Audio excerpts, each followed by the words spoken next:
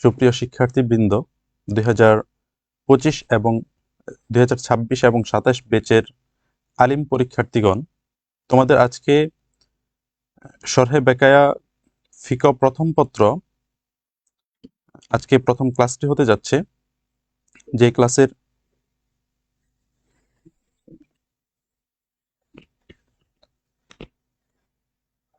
যে ক্লাসের টপিক হলো, আমরা হজ পর্ব বেছে নিয়েছি। আজকে আমরা একটি প্রশ্ন পরিপূর্ণ সলভ করব। যে প্রশ্ন উত্তর আশা করি যদি কমপ্লিটলি কভার করতে পারো তোমরা, তাহলে পরিপূর্ণ মার্কস পেয়ে যাবে ইনশাআল্লাহ। আমরা আগে জেনে নিব, সর্বপ্রথম তোমাদেরকে জানাই স্বাগতম। Welcome to our education online মাদ্রাসা আলিম 2026-27 সেশন, শরহে বেকায়া ফিকহ প্রথম পত্র, যার কোড 203। তোমাদের 7টি প্রশ্ন থাকবে। এখান থেকে 5টি প্রশ্নের উত্তর দিতে হবে, যার নাম্বার হবে 5-20-100। আজকে আমরা শুরু করতে যাচ্ছি। যেহেতু এখানে 20 মার্ক, প্রতিটি প্রশ্নের মার্ক হচ্ছে 20-20-এর জন্য অবশ্যই আমাদেরকে পরিপূর্ণ লেখা লিখতে হবে, যেন এমনভাবে সাজাতে হবে টপিকগুলো, কোয়েশ্চনের প্রপার আনসার হবে, পাশাপাশি একটু বিশদ আকারে আমরা লিখতে হবে। কেননা ফিকহ মানেই হলো আমাদেরকে দলিল ভিত্তিক আলোচনা করতে হবে। দলিলবিহীন যদি আমরা লিখে দেই, তাহলে আমাদের পরিপূর্ণ মার্কস আমাদের টিচাররা দিবেন না। পরীক্ষক সর্বদা এখানে ফোকাস করবেন দলিলের উপর, এবং ম্যাক্সিমাম কোয়েশ্চন আমরা দেখতে পারবো সর্বশেষ দিকে থাকবে ইখতিলাফুল আইম্মা অথবা মুদাল্লালান অথবা বিতাফসিল, অর্থাৎ পরিপূর্ণভাবে আমাদেরকে এগুলো লিখতে হবে এবং দলিলগুলো সংযুক্ত করতে হবে। তো আজকে আমাদের যে প্রশ্ন নিয়েছি, এই প্রশ্নটা আজকে আমরা ফুল কভার করব, কমপ্লিটলি সলভ করব, এবং যেন এই প্রশ্নটা এমনভাবে সাজানো, তোমরা যদি এই প্রশ্নটা হুবহু এভাবে লিখতে পারো খাতায়, পরীক্ষার খাতায় আনসার করতে পারো, নিশ্চিতভাবে 20 থেকে মিনিমাম 18-19 নাম্বার থাকবে ইনশাআল্লাহ। এমনভাবে সাজানো হয়েছে। তো একটু অপেক্ষা করতেছি যেন সকলেই যুক্ত হয়। তোমরা কমেন্ট করে জানাও কে কে যুক্ত হয়েছ। একটু জানাও কে কে যুক্ত হয়েছ।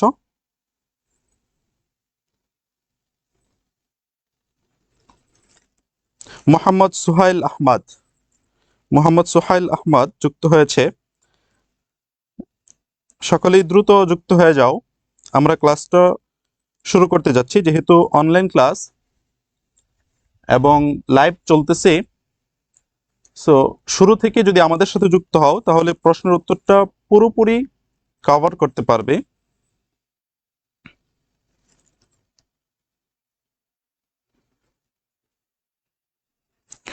জি, ঠিক আছে, ইনশাআল্লাহ আমরা শুরু করি। আমাদের এখানে আজকে যে প্রশ্নটি নিয়েছি, আস-সুআলুল আউয়াল, প্রথম প্রশ্ন, আরিফিল হজ লুগাতান ওয়া শারআন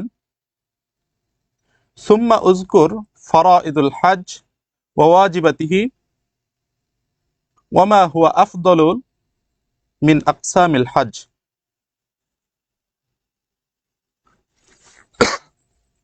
বাইয়িন মা ইখতিলাফিল আইম্মা মুদাল্লালান। একটু পূর্বে আমি বলেছিলাম যে ফিকহের প্রশ্নগুলোতে ম্যাক্সিমাম কোয়েশ্চনে তুমি ফলো করবে, দেখতে পাবে যে প্রত্যেকটি কোয়েশ্চনের শেষেই ইখতিলাফুল আইম্মা এবং মুদাল্লালান এই দুইটা ওয়ার্ড সংযুক্ত করা থাকে। এর অর্থ হলো আমাদেরকে অবশ্যই আইম্মাগণের, অর্থাৎ ইমামগণের ইখতিলাফ সমূহ বিস্তারিতভাবে আমাদের উপস্থাপন করতে হবে।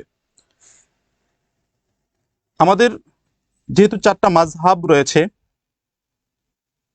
এবং মাযহাবের 4জন ইমাম রয়েছেন, ওই ইমামদের যে মতভেদ রয়েছে, প্রতিটি মাসআলা যেরকম ভাবে আমাদের উদ্ঘাটন হয়ে আমাদের পর্যন্ত এসেছে, ওই ইমামদের প্রত্যেকটা মাসআলা নেয়ার ক্ষেত্রে তারা যেই দলিলগুলো উল্লেখ করেছেন সেই দলিলগুলো আমাদেরকে দিতে হবে। এখানে আমরা আজকে প্রথমে প্রশ্নটা বুঝে নিব। আরিফ মানে তুমি পরিচয় দাও, আরিফ পরিচয় দাও, আল হজ হজ্জের, আরিফিল হজ হজ্জের পরিচয় দাও। আমাদের পরীক্ষার্থীদের মধ্যে একটা কমন সমস্যা হয় যে আলিমে এবং দাখিলে যখন আরবিতে আমরা প্রশ্ন দেখি তখন আমাদের সবচেয়ে বড় যে সমস্যাটা হয় এই সমস্যাটা হলো আমরা প্রশ্ন বুঝতে পারি না। আরবিতে প্রশ্ন আমরা বুঝতে পারি না, যার ফলে আমরা প্রপার আনসার করতে পারি না, প্রপারলি উত্তর দিতে পারি না। এজন্য আমাকে অবশ্যই পরীক্ষার পূর্বে প্রস্তুতির সাথে সাথে আমাদেরকে অবশ্যই প্রশ্ন বুঝতে হবে।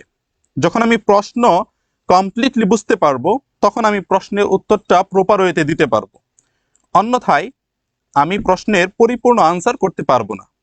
এই কলমটা এখানে সর্বপ্রথম আমরা যদি লক্ষ্য করি,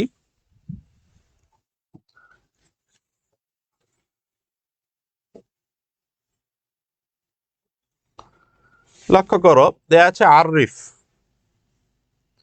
পরিচয় দাও, আল হজ হজ্জের, তাহলে আরিফিল হজ হজ্জের পরিচয় দাও, হজ্জের পরিচয় দাও। তোমরা একটা কাজ করবে, সেটা হলো প্রত্যেকে নোট নিয়ে বসো, একটা নোট। একটা কথা মনে রাখবে, আজকে এখন পড়তেছো বাট এই পড়াটা আর কিছুক্ষণ পরে তোমার মধ্যে থাকবে না, সেটা ক্যাচ করতে পারবে না। প্রত্যেকটা মানুষের মেমোরির কিছু ক্রাইটেরিয়া থাকে, সেই ক্রাইটেরিয়া থেকে আমাদের একটা ইনস্ট্যান্ট মেমোরি আছে, যেটা আমাদের যা বলি বা যা শুনি তা ক্যাচ করে, কিন্তু সেটা 1 ঘন্টা 1.5 ঘন্টা পরেই রিমুভ করে দেয়। সেটাকে ধরে রাখার জন্য সেটাকে আমরা কয়েকবার পড়ে থাকি, কয়েকবার শুনে থাকি এবং দেখে থাকি। অর্থাৎ পঞ্চ ইন্দ্রিয়ের মাধ্যমে যখন 2-3টা ইন্দ্রিয় একসাথে কাজ করে এবং সেটা বারবার পর্যায়ক্রমে পুনরাবৃত্তি হয়, তারপর আমার কোনো একটা বিষয় টোটালি মেমোরাইজ হয়ে যায়। এজন্য আমাকে কি করতে হবে, এটাকে নোট করতে হবে। প্রত্যেকে আশা করি নোট করবে।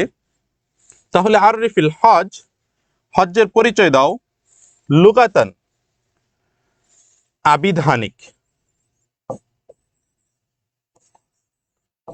আবিধানিক পরিচয় দাও। তাহলে আমরা বলতে পারি হজ্জের পরিচয় দাও, কিরকম পরিচয় দিবে, আবিধানিক পরিচয় দিবে।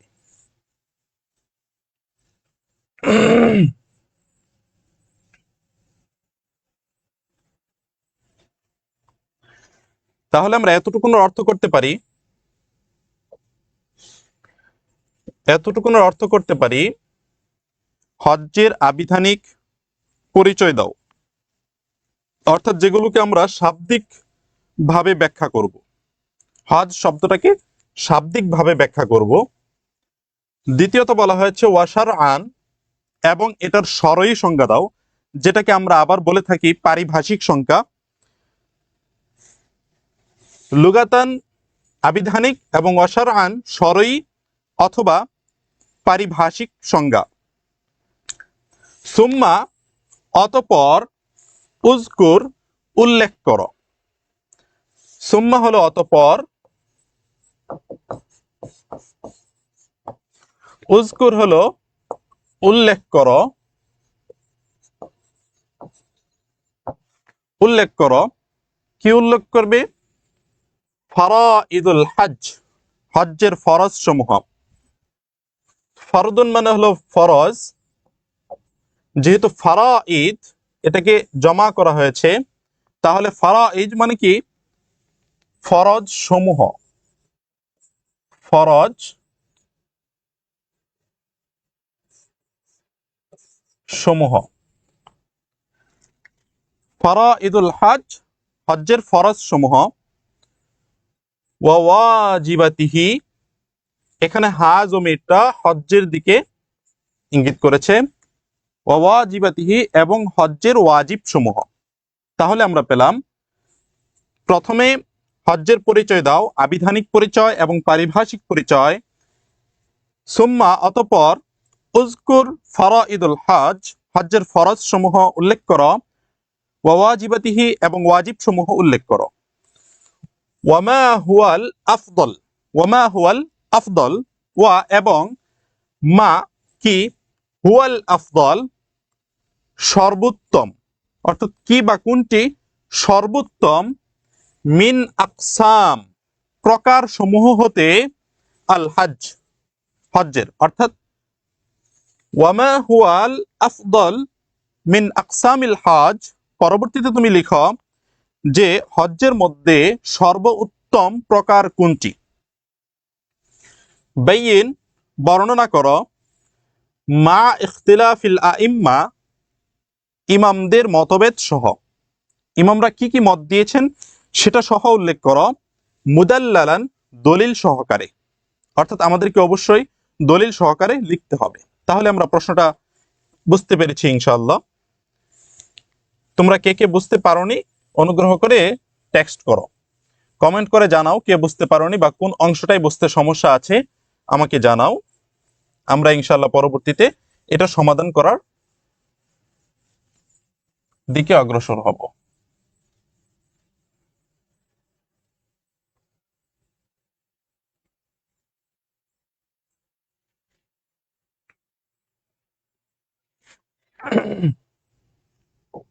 আমাকে কমেন্ট করে জানাও যে কোনো সমস্যা আছে কিনা, অথবা সকলেই যদি বুঝে থেকে থাকো তাহলে তোমরা কমেন্ট করো গট ইট অথবা বুঝেছি। জি তিশামণি প্রথম থেকে বলেন হুজুর। জি আবারও বলছি আমি, আর রিফিল হজ, হজ্জের পরিচয় দাও, লুগাতান আবিধানিক ওয়া শারআন এবং শরঈ, অথবা পারিভাষিক এবং আবিধানিক পরিচয় দাও। সুম্মা অতঃপর উযকুর ফারাইদুল হজ, হজ্জের ফরজ সমূহ উল্লেখ করো। ওয়াজিবাতিহি এবং তার ওয়াজিব সমূহ উল্লেখ করো। ওয়ামা হুয়াল আফদল এবং এই হজের মধ্যে যে প্রকারগুলো রয়েছে, মিনা আকসাম হজ্জের প্রকার সমূহ হতে কোন প্রকারটি সর্বোত্তম সবচেয়ে ভালো সেটি লিখো। বাইয়িন অতঃপর বর্ণনা করো, মা ইখতিলাফিল আইম্মা ইমামদের মতভেদ সহ, মুদাল্লালান দলিল সহকারে। আশা করি বুঝতে পেরেছ। জি উম্মে হাফসা আলহামদুলিল্লাহ বুঝেছি। আব্দুল্লাহ সজীব বুঝছি। জি মাশাআল্লাহ। রাবিয়া শিকদার, তিশামণি জি সকলে কমেন্ট করে জানাও আলহামদুলিল্লাহ ক্লিয়ার, একদম ক্লিয়ার। মিরাজুল ইসলাম মিরাজ জি পরে সকলেই জানাও জি আলহামদুলিল্লাহ তিশামণি বুঝে গিয়েছে। আর কে কে বুঝতে পারোনি জানাও। তোমরা কমেন্ট করে জানালে আমি সামনে অগ্রসর হব ইনশাআল্লাহ।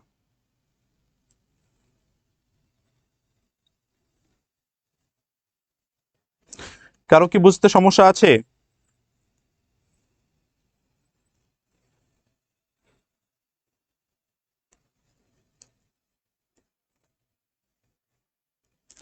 আশা করি ক্লিয়ার হয়েছ।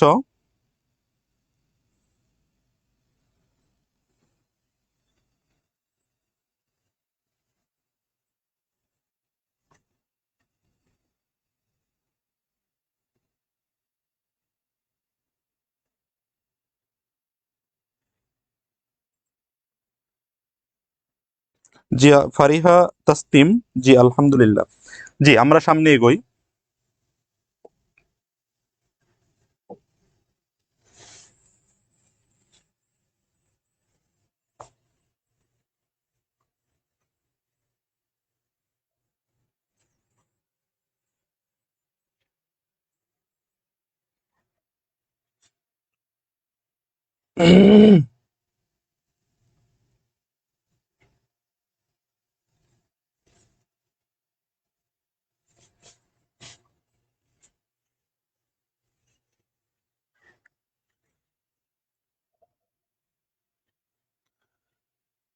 এবার আমাদেরকে যেটা করতে হবে সেটা হলো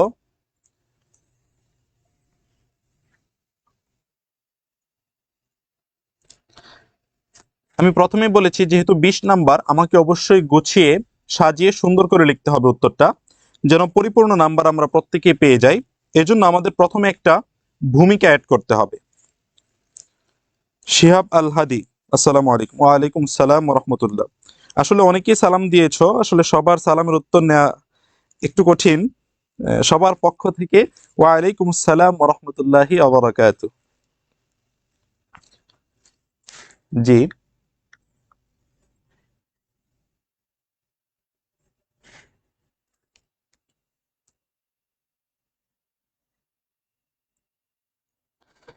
তো আমরা শুরুতে একটা ভূমিকা অ্যাড করব, ইন্ট্রোডাকশন, অথবা আরবিতে আমরা যেটাকে বলি আল মুকাদ্দাম,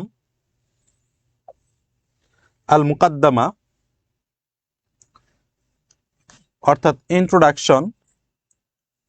দেখো, লক্ষ্য করো, হজ শুধু একটি ইবাদতের নাম নয়, এটি মানবজাতির ইতিহাসে আত্মসমর্পণ, সাম্য, ঐক্য ও ত্যাগের সর্বশ্রেষ্ঠ প্রতীক। হজ এমন এক ইবাদত যেখানে লক্ষ লক্ষ মানুষ রং, বংশ, ভাষা, জাতি সব পরিচয় ভুলে একই সাদা কাপড়ে দাঁড়ায় একটি মাত্র পরিচয়ে, লাব্বাইক আল্লাহুম্মা লাব্বাইক, অর্থাৎ হে আমাদের প্রতিপালক, আমরা উপস্থিত। এখানে লক্ষ্য করো, এখানে লক্ষ্য করো,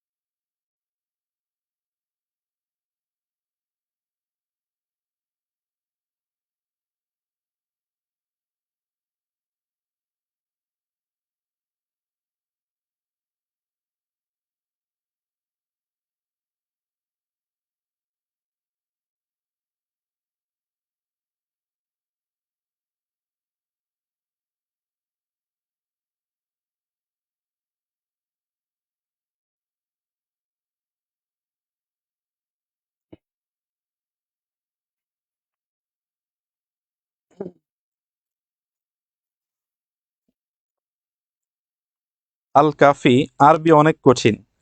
আরবি অনেক সহজ একটা ভাষা। আসলে বাংলা ভাষা অনেক কঠিন। আমরা আরবি একটু ভয় পাই পড়তে, যার ফলে আমাদের কাছে আরবি কঠিন লাগে, কঠিন মনে হয়। আসলে আরবি কঠিন নয়, আরবি খুবই সহজ একটা ভাষা। আরবি এবং ইংরেজি বাংলা ভাষার চাইতে অনেক সহজ। জি, আমরা বলতেছিলাম যে আমরা প্রথমে একটা ইন্ট্রোডাকশন লিখব, ভূমিকা লিখব। এটা আশা করি সকলেই নোট করবে। সকলে লিখে নাও, হজ শুধু একটি ইবাদতের নাম নয়, এটি মানবজাতির ইতিহাসে আত্মসমর্পণ, সাম্য, ঐক্য ও ত্যাগের সর্বশ্রেষ্ঠ প্রতীক।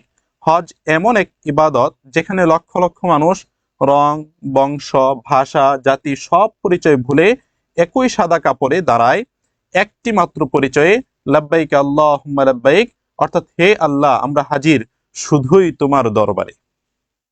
অর্থাৎ হজ এমন একটি ইবাদত, আমাদের ইসলামের 5টি স্তম্ভ, বুনিয়াল ইসলাম আলা খামসিন, শাহাদাতি আল্লাহ ইলাহা ইল্লাল্লাহ ওয়া আন্না মুহাম্মাদুর রাসূলুল্লাহ, ইকামিস সালাহ ওয়া ইতাইজ যাকাত ওয়াল হজ ওয়া সাওমি রমাদান, মুত্তাফাকুন আলাইহি। এখানে সর্বপ্রথম কালিমা, এটা সকলের জন্য ফরজ। নামাজ সকলের জন্য সমানভাবে ফরজ। কিন্তু হজ এমন একটা ইবাদত যেটা সকল মানুষের জন্য ফরজ নয়। যাকাত সকল মানুষের জন্য ফরজ নয়।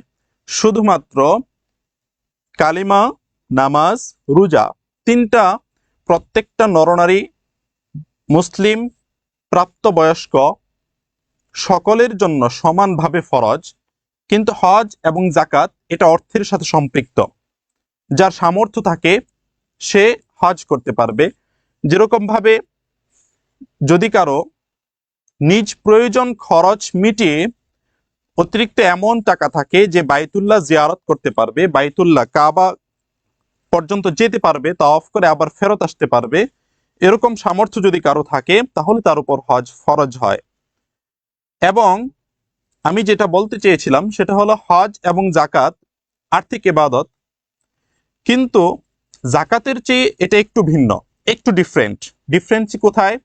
সেটা হলো হজ একমাত্র ইবাদত যেখানে আর্থিক এবং শারীরিক পরিশ্রম রয়েছে। নামাজের যদি লক্ষ্য করি আমরা নামাজের দিকে অথবা রোজার দিকে, তাহলে আমরা লক্ষ্য করে দেখব যে রমাদান এবং নামাজ সালা, এই 2টা আদায়ের ক্ষেত্রে আমাদের শারীরিকভাবে পরিশ্রম হয়, শারীরিকভাবে কষ্ট সাধিত হয়। কিন্তু একমাত্র হজ যেটা আদায় করতে গেলে আমাদের শারীরিক কষ্টের পাশাপাশি আমাদের একটা মোটা অঙ্কের অর্থ ব্যয় হয়। এজন্য হজটা একটা অন্যরকম ইবাদত, যেখানে কিছু ডিফারেন্স রয়েছে আরও। যেমন এক হাদিসে বর্ণিত আছে, যদি কেউ হজ করে, হজ পরিপূর্ণ হওয়ার পরে যদি মাবরুক হজ হয়, কবুল হজ হয়, তাহলে হাজরে আসওয়াদের মধ্যে চুম্বন করার পর থেকে সে নিষ্পাপ শিশুর মতো হয়ে যায়, তার আর কোনো গুনাহ থাকে না। লা যামবা লাহু। এবং এটাই একটা ইবাদত যেখানে সকলে এক পোশাকে দাঁড়াতে হয়, কারো ভিন্নতা থাকে না পোশাকের মধ্যে, সকলেই সেলাইবিহীন সাদা কাপড়, যেটা আসলেই এক অনন্য ইবাদত। তো কথা বলতে বলতে হয়তো তোমরা নোট করে ফেলেছো। তো আমরা প্রথমে একটা ভূমিকা দিব। আমি বলছি না যে তোমরা এটাই দিবে, তোমরা এর পরিবর্তে অন্য একটা ভূমিকা সাজাতে পারো তোমাদের মতো করে, অথবা তোমাদের বইয়ে গাইডে আরো ভালোভাবে অনেক ভূমিকা দেয়া থাকে, সেগুলো তোমরা ফলো করতে পারো। তো আমরা প্রথমে একটা ভূমিকা দিব, তারপর মূল প্রশ্নের উত্তরে চলে যাব। দেখো, আমরা পড়েছিলাম আররিফিল হজ লুগাতান, আবিধানিক পরিচয় দিতে। আমরা প্রথমে আবিধানিক পরিচয় দিব। একটা কথা মনে রাখবে, প্রশ্ন যেমন উত্তর তেমন হবে। তোমাকে যেমন প্রশ্ন করা হয়েছে তোমাকে ঠিক তেমন উত্তর দিতে হবে। জি, কমেন্টও দেখছি। মোহাম্মদ হাফেজ, আসসালামু আলাইকুম। ওয়ালাইকুম আসসালাম। শিহাব আল হাদি, প্রথম থেকে দেখেন হজের প্রশ্ন, সে হয়তো হজের প্রশ্নটি দেখতে পায়নি। এমডি রহিম আলী ফখর, মেইন কিতাব পড়ানো হয় এই জায়গায়। আসলে এখন যে ক্লাসটা সেটা মূলত পরিপূর্ণ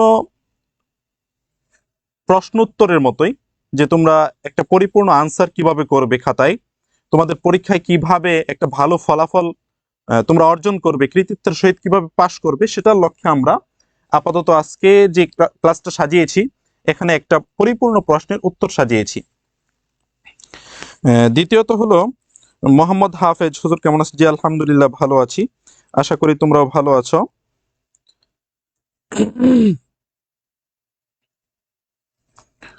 জি, তাহলে আমি বলেছিলাম যে আমরা প্রথমে একটা কোটেশন দিব, অথবা আমরা এটাকে বলতে পারি একটা পয়েন্ট, একটা স্টেপ, যে তারিফুল হজ লুগাতান। তারিফুল হজ লুগাতান, হজ্জের আবিধানিক সংজ্ঞা অথবা আবিধানিক অর্থ, আবিধানিক পরিচয়, যে কোনো একটা তোমরা লিখতে পারো, আবিধানিক পরিচয়টাই বেটার। অথবা তোমরা শুধু এতটুকুন লিখলেও হবে, তারিফুল হজ লুগাতান, এরকম ভাবে লিখে দিবে। আসলুল কালিমা ওয়া ইশতিকাকিহা, অর্থাৎ শব্দের উৎপত্তি। আমাদেরকে যেহেতু আমরা প্রশ্নটার 20 নাম্বার, সর্বদা আমাদেরকে ফোকাস করতে হবে নাম্বারের দিকে, যেহেতু নাম্বার 20, এজন্য আমাকে পরিপূর্ণভাবে প্রশ্ন উত্তরটা করতে হবে। এজন্য আমি প্রথমেই কি করব, এই শব্দটাকে বিশ্লেষণ করব, হজ শব্দটাকে বিশ্লেষণ করব। তাহলে হজ শব্দটি উৎপত্তি হলো, শব্দটি এসেছে হা জিম জিম মূল ধাতু থেকে, অর্থাৎ মূল বর্ণ মাদ্দা হলো হা জিম জিম। হজ শব্দটি দুই ভাবে পড়া যায়, হজ শব্দটি পড়া যায় দুই ভাবে। এক, বিফাতহিল হা ওয়া তাশদীদিল জিম, হা বর্ণে জবর এবং জিম বর্ণে তাসদিদ দিয়ে একভাবে পড়া যায়।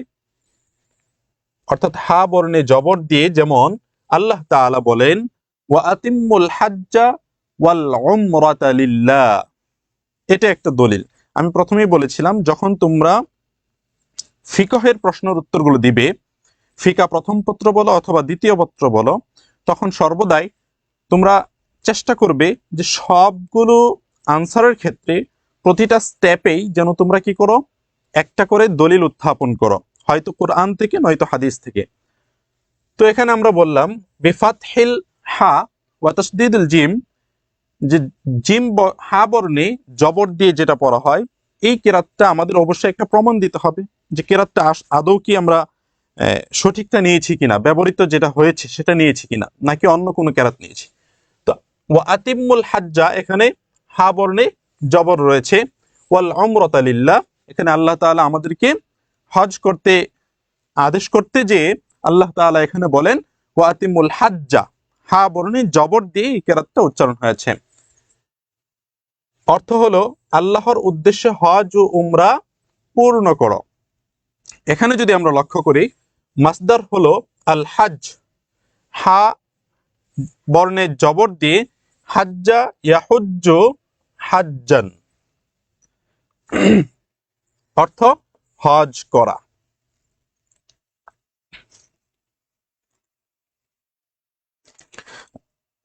হাবিবা খাতুন, হুজুর বোর্ডের কালারটা বদলালে লেখা দেখবে সুবিধা হতো,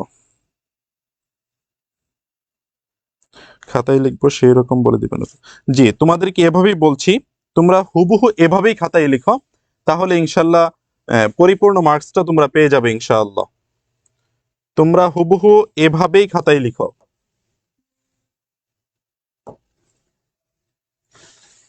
তোমাদের কালারটা চেঞ্জ করতে বলা হচ্ছে, আমি কালারটা চেঞ্জ করে দিচ্ছি তোমাদের সুবিধার্থে। দেখো, ব্ল্যাকে হয়তো ভালো দেখাবে, একটু জানাও যে ব্ল্যাক থাকবে নাকি অন্য কোনো কালার দিব।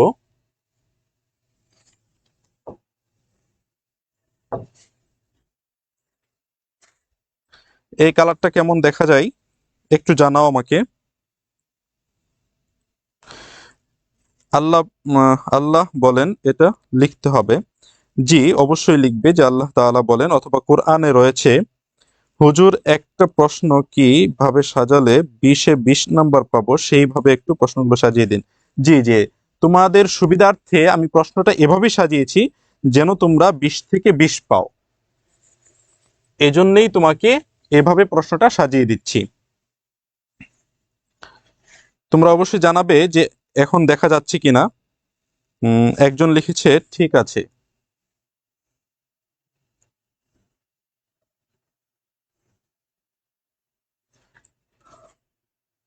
জি, এবার লক্ষ্য করো, প্রত্যেকে নোট করতে থাকো। দ্বিতীয়, বিকাসরাতিল হা, বিকাসরাতিল বিকাসরিল হা, হা বর্ণে জের দিয়ে। আমি বলেছিলাম যে আমাদের দুইটি কেরাত রয়েছে হজ্জে, একটি হলো হা বর্ণে জবর দিয়ে, আরেকটি হলো হা বর্ণে জের দিয়ে। পিডিএফ দিবেন না হুজুর? জি ইনশাল্লাহ পিডিএফ পাবো তোমরা, তবে খাতায় নোট করাটা বেটার হবে, কেননা এখানে কয়েকটা জিনিস সংগঠিত হয়। সেটা হলো, এক, তুমি এখানে দেখছো, মনোযোগ দিয়ে শুনতেছো, পাশাপাশি যখন তুমি এটা লিখবে, দেখো তোমার এখানে চোখে দেখা হচ্ছে, কানে শোনা হচ্ছে, এবং হাতে লিখতেছো। তিনটা ইন্দ্রিয় যখন একসাথে কাজ করতেছে, তোমার এটা বেশি ক্যাচ করবে এবং লং টাইম মনে থাকবে। তো এই জন্য তোমরা অবশ্যই এটাকে নোট করবে। আমাদের বর্তমান সময়ে আমরা আসলে আহ, খুব বেশি যোগ্যতা বা দক্ষতা অর্জন করতে পারি না, আর না পারার কারণ হলো আমাদের এই যে একটা অসুবিধা, সেটা হলো আমাদের বই আছে, আমাদের ফোন আছে, আমাদের ইন্টারনেট আছে, আমাদের ল্যাপটপ আছে, এজন্য আমাদের মনে হয় যে আচ্ছা থাক, ঠিক আছে এখন পড়বো না, পরবর্তীতে পড়ে নেব। এতে করে হচ্ছে কি, আসলে সেটা প্রপারলি পড়া হচ্ছে না, ফলে আমরা সেটা অর্জন করতে পারছি না। অথচ আমরা যদি পূর্বের দিকে লক্ষ্য করি, যখন কোনো হাদিসের কিতাব ছিল না, কোনো রকম কোনো বই ছিল না, তারপর কোনো ফোন ছিল না, তখন কিন্তু মানুষ লক্ষ লক্ষ হাদিস মুখস্থ করেছে, কোরআন সম্পূর্ণ মুখস্থ করেছে, এবং ইলমটা এত বেশি ওদের ছিল, মেমোরাইজিং পাওয়ার এত বেশি ছিল, যা অতুলনীয়। বর্তমান সময়ে আমাদের নেই বললেই চলে। না থাকার পেছনে এটা একটা মৌলিক কারণ, যে আমরা আসলে আমাদের ডিভাইসে আসক্ত হয়ে গিয়েছি। তো আমি আশা করব যে তোমরা কোনোভাবেই ডিভাইসে আসক্ত হবে না, তোমরা সাথে সাথে যেটা যখন সামনে আসবে তখন সাথে সাথে সেটা কমপ্লিট করে নিবে। উর্দুতে একটা কথা আছে, আজ কা কাম কাল পর না ডাল। আজকের কাজটা কালকের জন্য রেখো না, যদি রেখে দাও সেটা আর কখনো পূরণ হবে না। কালকে যখন আসবে ঠিক তখন আবারও মনে হবে, থাক আজকে ভালো লাগছে না, আগামীকাল করে নেব ইনশাআল্লাহ। তো এই জন্য অবশ্যই আজকের কাজ আজকেই করতে হবে। তো যেটা বলছিলাম, বিকাসরিল হা ওয়া তাসদীদিল জিম, হা বর্ণে জের দিয়ে, যেমন আল্লাহ তাআলা বলেন, ওয়ালিল্লাহি আলান নাসি হিজ্জুল বাইতি মান ইসতাতা ইলাইহি সাবিলা। ওয়ালিল্লাহি আলান নাস, হিজ্জুল বাইতি, এখানে হা বর্ণে জের দেয়া আছে, কাসরা দেয়া আছে। হিজ্জুল বাইতি মান ইসতাতা ইলাইহি সাবিলা, আল ইমরান 97। অর্থ, মানুষের উপর আল্লাহর হক হলো যে ব্যক্তি সামর্থ্য রাখে, যে ব্যক্তি সামর্থ্য রাখে তার জন্য আল্লাহর ঘরের হজ করা। এই আয়াতে হজ শব্দটি মাসদার হিসেবে এসেছে, যার অর্থ আল কাসদু, উদ্দেশ্য করা, কাসরাতুল কাসদু, অনেকবার উদ্দেশ্য করা, গলবা, বিজয় বা প্রমাণিত হওয়া। তাহলে আমাদের পরিপূর্ণভাবে তারিফুল হজ লুগাতান লেখা হবে। আমরা দুইটা কেরাত উল্লেখ করেছি, কেরাতের পিছনে আমরা দলিল দিয়েছি, তার পাশাপাশি আমরা এই কেরাতের অর্থ কি হয়, হা বর্ণে জবর দিলে হজ করা হয়, এবং জের দিলে বিজয়, প্রমাণিত হওয়া, অনেকবার উদ্দেশ্য করা, এবং মূল শব্দের অর্থ হলো আল কাসদু ওয়াল ইরাদা, যে কি করা, উদ্দেশ্য করা, নিয়ত করা, অথবা আরো অনেক অর্থ আছে, ভ্রমণ করা।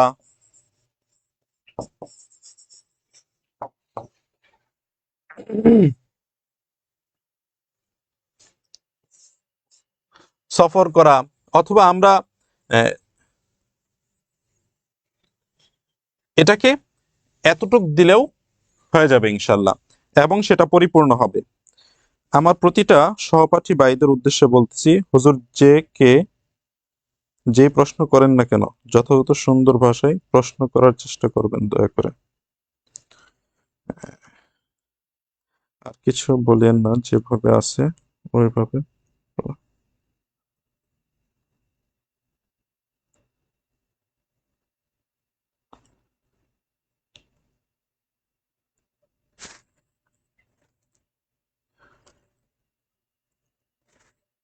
এটা কি বুঝতে সমস্যা হচ্ছে?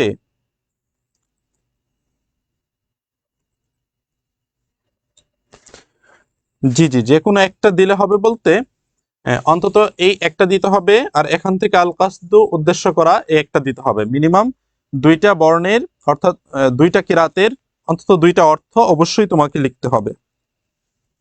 আবু বকর সিদ্দিক, পিডিএফ অবশ্যই পাবেন হুজুর। জি জি, ইনশাআল্লাহ। তোমরা সকলে আমাকে কমেন্ট করে জানাও যে এতটুকু হয়েছে কিনা, তোমরা বুঝেছো কিনা এবং নোট করেছো কিনা। তোমরা যদি নোট করে থাকো এবং বুঝে থাকো তাহলে কমেন্টস করো, আমি সামনে এগিয়ে যাবো ইনশাআল্লাহ।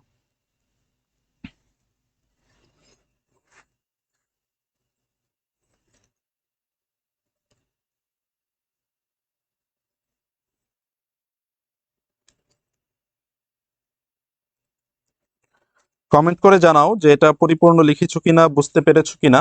যদি বুঝতে কোনো সমস্যা থাকে আমাকে কমেন্ট করে জানাও। জি আলহামদুলিল্লাহ, ক্লিয়ার। সকলেই জানাও একটু, আমি সামনে এগোবো ইনশাআল্লাহ। সকলে একটু জানাও কমেন্ট করে।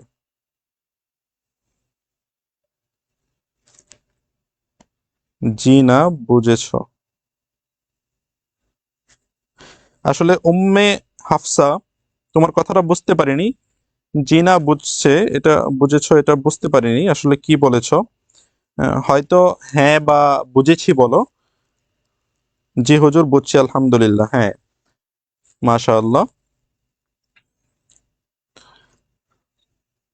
আলহামদুলিল্লাহ, ক্লিয়ার। আর দু একজন আছো, একটু জানাও কাইন্ডলি, জানালে আমরা সামনে এগোবো।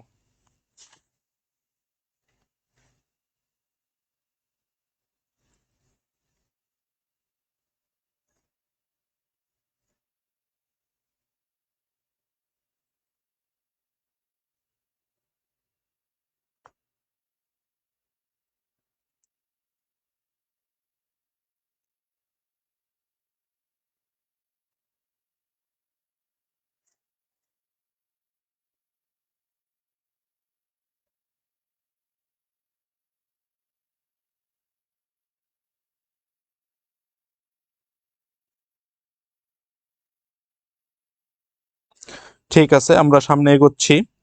হ্যাঁ, সকলেই বুঝতে পেরেছে। হুজুর হোয়াইট দেন। আসলে হোয়াইট দিলে হয়তো বুঝতে পারবে না, একটু দেখতে সমস্যা হবে, এই জন্য এই কালারটা বেছে নেওয়া হয়েছে। আশা করি সমস্যা হবে না ইনশাআল্লাহ। তারপরের বিষয়টি হলো আমাদের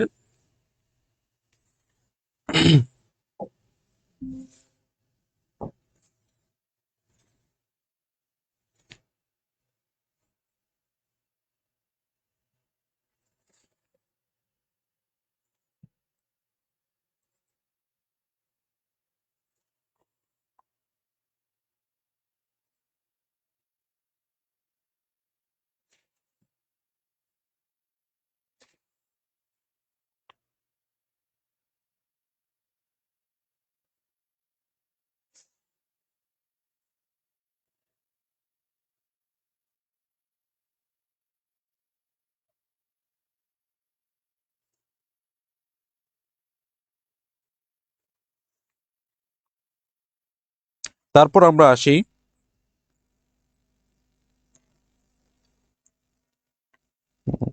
একজন তিশামণি আজান দেয় হুজুর। আসলে বুঝতে পারিনি, হয়তো এশার আজান হচ্ছে, এমনটা হবে। তারপর আমরা আসি মানা লাগবি, ভাষাগত অর্থ। আসলে হজ যে শব্দটা, এর ভাষাগত যে অর্থটা আমরা সেটা উদ্ঘাটন করব। আল হাজ্জু ফিল লুগা আল কাসদু ইলা মুআযাম, আল কাসদু ইলা মুআজ্জাম যেটা বলো, আল কাসদু ইলা মুআজ্জাম অর্থাৎ ক্বাল আল আজহারি, এখানে একজন গ্রন্থকার বলেন হজ অর্থ কোনো মহিমান্বিত স্থানের দিকে উদ্দেশ্য নিয়ে যাত্রা করা। অর্থাৎ হজ সম্পর্কে ক্বাল আল আজহারি, আজহারি বলেন হজ অর্থ কোনো মহিমান্বিত স্থানের দিকে উদ্দেশ্য নিয়ে যাত্রা করা। তাহলে আমাদের মানাল লাগবি গেল এবং তারিফুল হজ লুগাতান গেল, এবং প্রথম যে পয়েন্টটা ছিল ভূমিকা, আমাদের 3টা পয়েন্ট গেল। চতুর্থ পয়েন্ট হলো তারিফুল হজ শারআন, তারিফুল হজ শারআন, হজ্জের শরঈ সংজ্ঞা।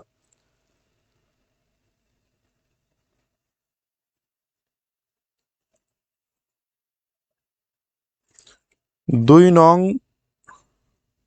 বোঝানা তানজিম ইউসুফ, জি হবে।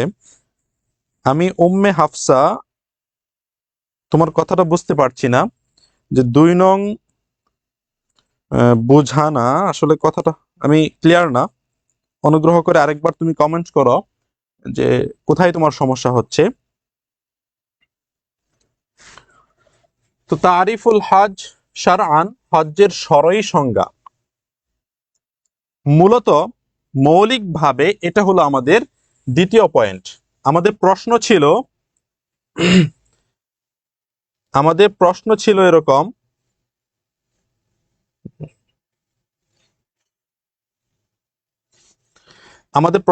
ছিল আরিফুল হজ লুগাতান ওয়া শারআন।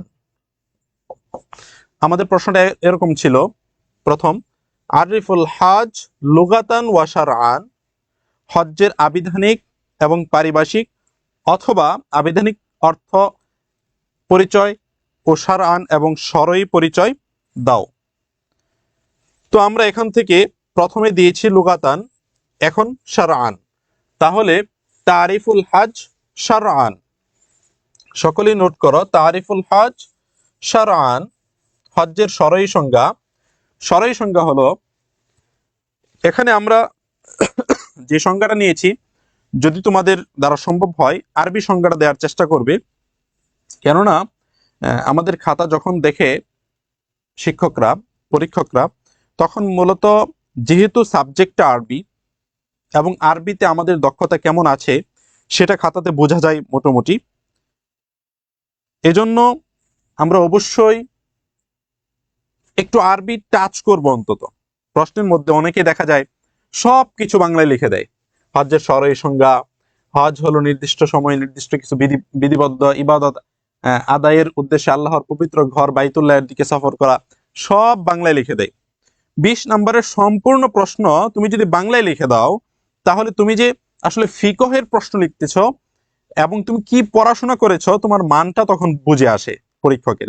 এজন্য অবশ্যই তোমরা সম্পূর্ণ আরবিতে না লিখলেও অন্তত এরকম ভাবে কিছু আরবির ব্যবহার তোমরা করবে, যেন টিচার বুঝতে পারে, যেন পরীক্ষক বুঝতে পারে যে না, সে পড়াশোনা করেছে এবং কিছু আরবি ওয়ার্ড লিখেছে। তো এই জন্য হজ্জের সংজ্ঞা হলো, শরঈ সংজ্ঞা হলো, আল হাজ্জ হুয়াল কাসদু ইলাল বাইতিল্লাহ। হুয়াল কাসদু, এটি হলো একটা ইচ্ছা, উদ্দীপনা, প্রেরণা, বা কি বলে যে ইরাদা হওয়া, নিয়ত করা, কোনো কিছুর উদ্দেশ্য করা। কিসের উদ্দেশ্য করব? ইলাল বাইতিল্লাহ, ইলা বাইতিল্লাহিল হারাম, আল্লাহর ঘর হারামের দিকে যাওয়ার যে ইচ্ছা, উদ্দেশ্য, এটাকে বোঝাচ্ছে।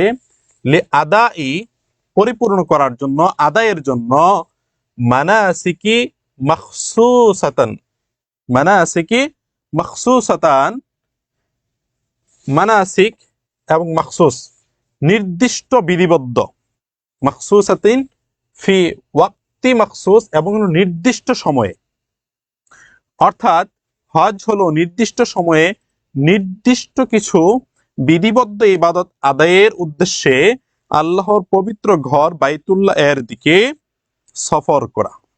আশা করি বুঝতে পেরেছ।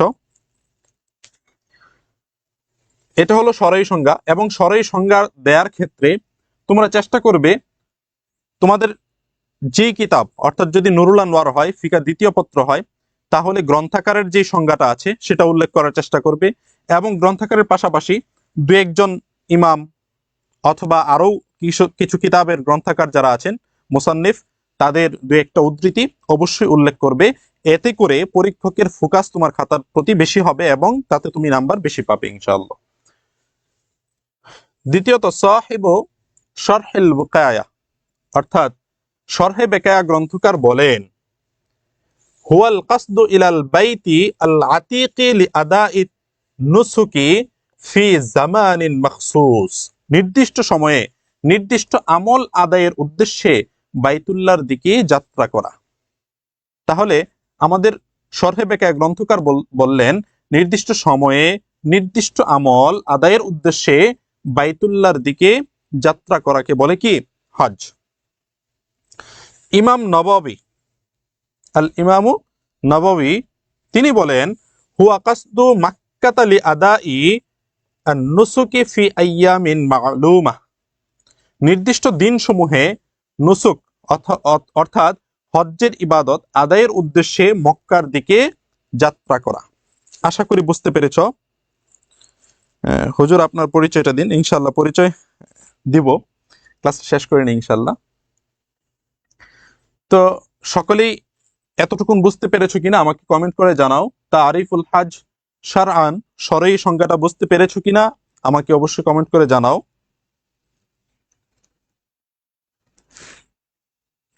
শরঈ সংজ্ঞাটা বুঝতে কারো কোনো সমস্যা আছে কিনা আমাকে একটু কাইন্ডলি কমেন্ট করে জানাও।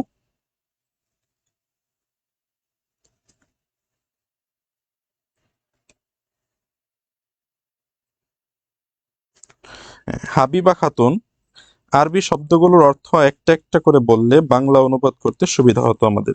জি জি বললাম, যে দেখো, আল হাজ্জু হুয়াল কাসদু, এটি হলো ইচ্ছা করা, উদ্দেশ্য করা, ইলা বাইতুল্লাহিল হারাম, আল্লাহর ঘর হারামের দিকে উদ্দেশ্য করা। অর্থাৎ হজ হলো যে আল্লাহর ঘর বাইতুল্লাহর দিকে সফর করা বা সফর করার উদ্দেশ্য করা লি আদাই, পরিপূর্ণ করার জন্য, মানাসিক, মানাসিক অর্থ হলো হজ্জের ইবাদত, হজ্জের যে আমলটা আছে সম্পূর্ণ আমলটাকে একসাথে মানাসিক বলা হয়। মানাসিক মাখসুসাতান, এবং সেটা অবশ্যই নির্দিষ্ট বিধিবদ্ধ। মানাসিকিন মাখসুস মানে নির্দিষ্ট বিধিবদ্ধ কিছু আমল, নির্দিষ্ট কিছু আমল। আসলে এর মধ্যে কিছু নির্দিষ্ট আমল আছে, যেরকম ইহরাম বাঁধা, হ্যাঁ, এটা আসলে অন্য কোনো আমলে নেই। তারপর ওখানে আমাদের কুরবানি আছে, মাথা মুন্ডানো আছে, সাফা মারওয়া সাই করা আছে। এই যে বিষয়গুলো, এগুলো বিধিবদ্ধ আমল। ওয়াক্তি মাখসুস মানে খাস থেকে মাখসুস, যে নির্দিষ্ট, যেটাকে আমরা ডেফিনিট বলে থাকি। ডেফিনিট অর্থাৎ নির্দিষ্ট।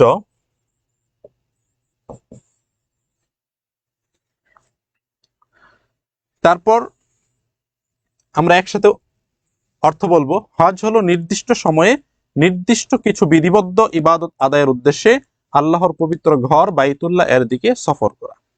সাহেব শরহুল বুকায়া বলেন, হুয়াল কাসদু ইলাল বাইতিল আতিক লিআদাইন নুসুকি ফি জামানিন মাখসুস।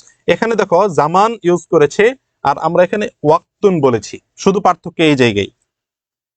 এখানে বাইতুল্লাহিল হারাম বলা হয়েছে, এখানে বাইতুল আতিক বলা হয়েছে, আর বাকি সব একই। তোমরা যদি একটু মনোযোগ দাও, কনসেন্ট্রেশন দাও, তাহলে তোমরা খুব সহজেই বুঝতে পারবে। তারপর দেখো, হুয়া কাসদুল মাক্কাতাল, দেখো এখানে মাক্কা, আমরা এখানে বাইতুল্লাহিল হারাম বলেছিলাম, এখানে বলেছে বাইতুল আতিক, আর এখানে বলেছে মাক্কা, একটু ডিফারেন্ট। এটা যদি তোমরা একটু লক্ষ্য করো, মনোযোগ দাও, তাহলে ইনশাল্লাহ সহজে বুঝে যাবে। আর বাকি সবগুলো ঠিক আছে। এখানে আমরা ওয়াক্তুন ব্যবহার করেছি, তোমাদের হয়তো বুঝতে সমস্যা হচ্ছে।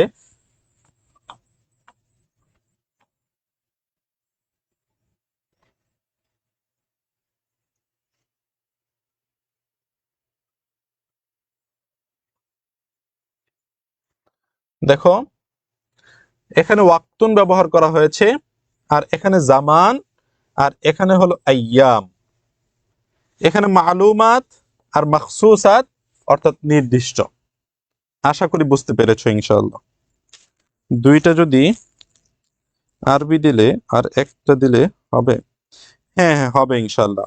তোমরা যদি শুধু তারিফুল হজ শারআন দিয়ে এই একটা সংজ্ঞা দাও এবং এই সাহেবে শারহিল ওয়াকায়া অর্থাৎ বেকায়া গ্রন্থকারের সংজ্ঞা দাও, এই দুইটা দিলেই এনাফ। তবে একটু ভালো, একটু এক্সেপশনাল করার জন্য তোমাকে আরেকটা সংজ্ঞা দেওয়াটা বেটার হবে, যেহেতু তোমার এই প্রশ্নে 20 নাম্বার। আসলে 20 নাম্বার অনেক নাম্বার একটা প্রশ্নে, এজন্য তোমাকে অবশ্যই 3টা সংজ্ঞা দিলে খুব সুন্দর হয়। এজন্য তোমরা ইমাম নববীর সংজ্ঞাটা যোগ করতে পারো, এবং তোমরা অবশ্যই চেষ্টা করবে গ্রন্থাকারের সংজ্ঞাটা দেওয়ার জন্য, অর্থাৎ মুসান্নিফের সংজ্ঞাটা অবশ্যই দেওয়ার চেষ্টা করবে ইনশাআল্লাহ। তোমরা এতটুকু বুঝতে পেরেছো কিনা আমাকে কমেন্ট করে জানাও, আমি সামনে এগোবো।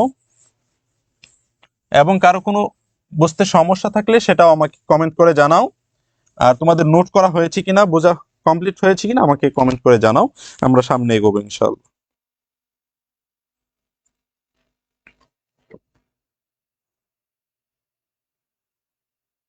আমরা ক্লাসটা খুব দ্রুতই শেষ করবো ইনশাআল্লাহ, শুধু একটা প্রশ্নে পড়বো, আর হয়তো সর্বোচ্চ 30 মিনিট লাগতে পারে।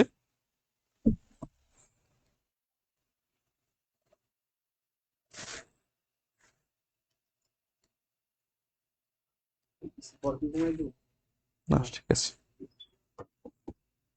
কমেন্ট করে জানাও এতটুকু বোঝা হয়েছে কিনা।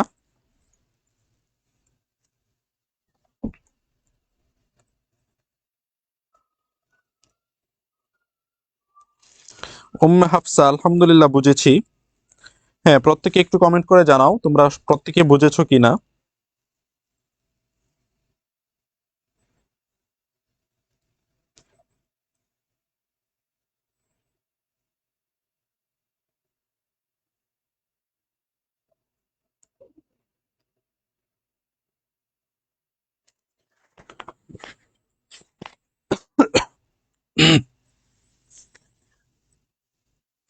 জি আলহামদুলিল্লাহ ক্লিয়ার।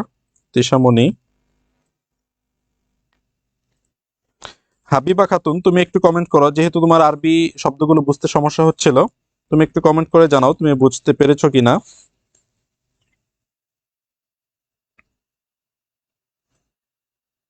তোমরা যদি এই প্রশ্নটা পুরোপুরি আমি যেভাবে দিচ্ছি এভাবে লিখতে পারো পরীক্ষায়, ইনশাআল্লাহ 20 থেকে 20 সর্বোচ্চ 1-2 নাম্বার কম পেতে পারো, তবে ফুল মার্কস পাবে ইনশাআল্লাহ।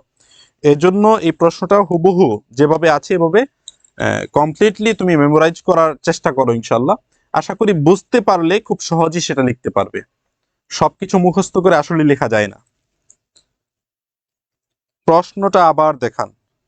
জি ইনশাআল্লাহ। দেখো আমরা যে প্রশ্নটা বলেছিলাম, আরিফিল হজ লুগাতান ওয়া শারআন সুম্মা উযকুর ফারাইদুল হজ।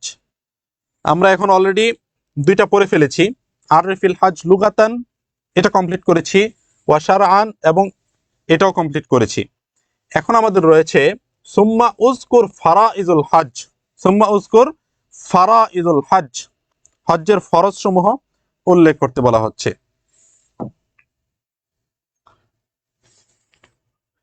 তোমরা অনেকেই কালার নিয়ে বলতেছো, তোমাদেরকে ব্ল্যাক কালারটা দিয়ে দিই, তাহলে হয়তো খুব সহজে বুঝতে পারবে।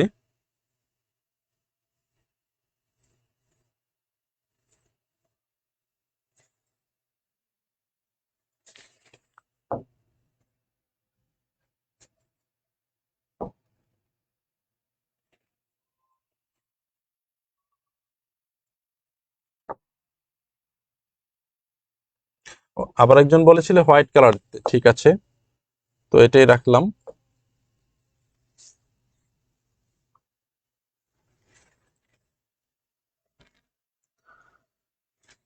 আরিফিল হজ লুগাতান ওয়া শারআন, এই দুইটা আমরা কমপ্লিট করেছি। এই দুইটা কারো বুঝতে সমস্যা হলে কমেন্ট করে জানাও। আর যদি কমপ্লিটলি হয়ে থাকে তাহলে আমরা পরবর্তী স্টেপে চলে যাব। সেখানে বলা হচ্ছে সুম্মা উযকুর ফারাইদুল হজ, হজ্জের ফরজ সমূহ উল্লেখ করো।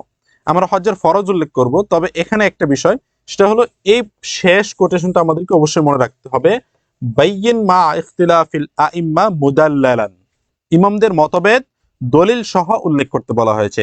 এজন্য আমরা লুগাতান দলিল সহ দিয়েছি, শারআন দলিল সহ দিয়েছি, এবং ফারাইদুল হজ দলিল সহ উল্লেখ করব ইনশাআল্লাহ। লক্ষ্য করো,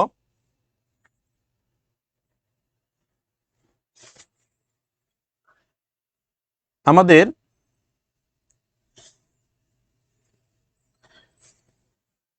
সরয়ী সংজ্ঞা কমপ্লিট হয়েছে।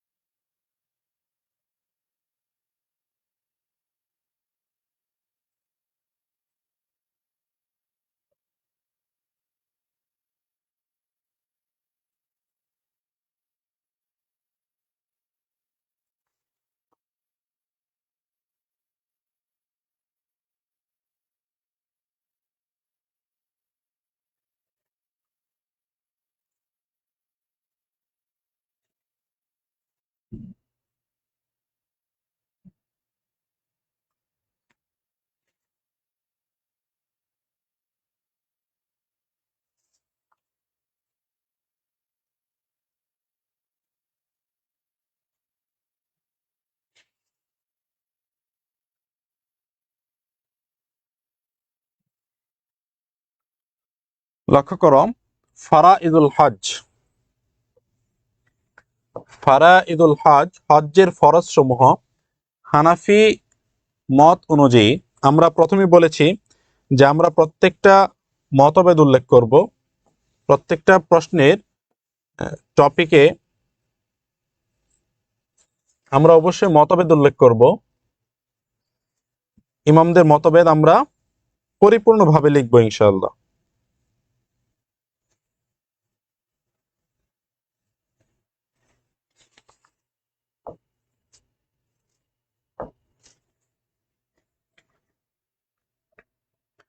ফারাইদুল হজ হজ্জের ফরজ সমূহ হানাফি মত অনুযায়ী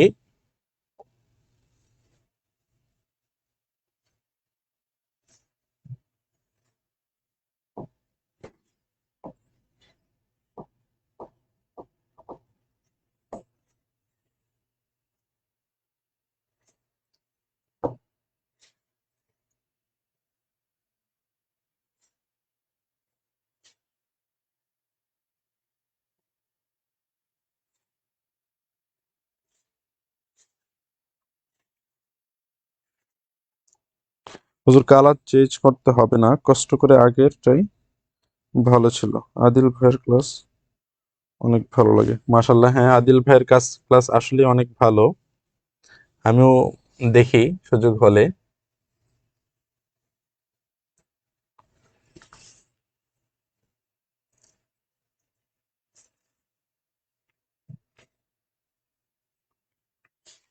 ঠিক আছে, আমি আগেরটাই দিয়ে দিলাম।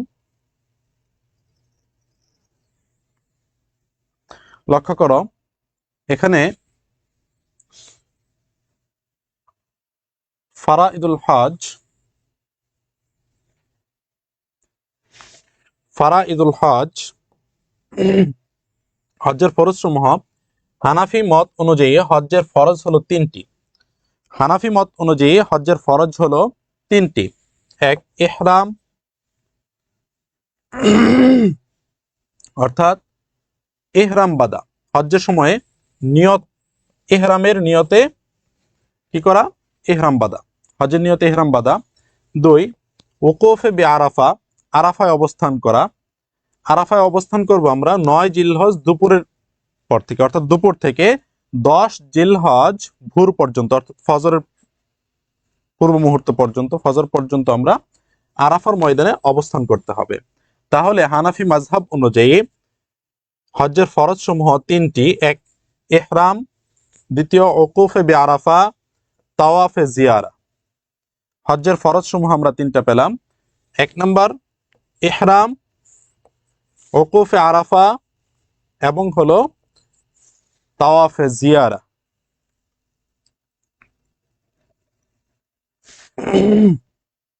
লক্ষ্য করো,